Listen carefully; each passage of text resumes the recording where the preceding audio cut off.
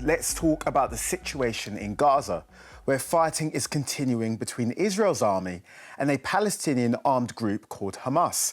We asked BBC reporter Nick Beake to explain what's going on. Hi Newsround, this is Nick Beake in Jerusalem in Israel. To understand what's happening now in this war, you need to know some of the history of this place.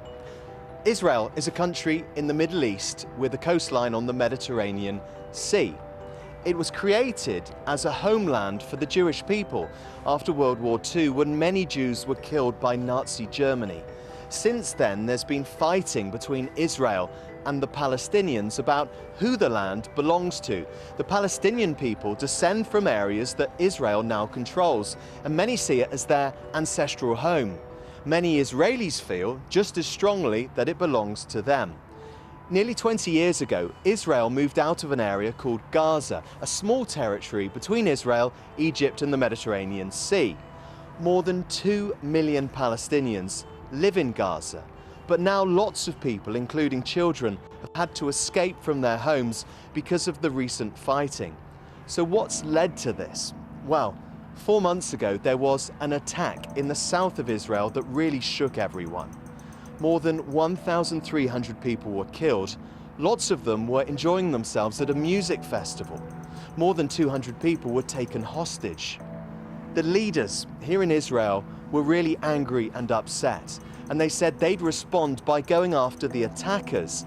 They are from a group called Hamas, who are based in Gaza. Gaza is only a small place, about a quarter of the size of London. And in these last 4 months, the families in Gaza have been suffering a lot. Israel has been dropping bombs on lots of places, and it's reported that more than 27,000 people have been killed.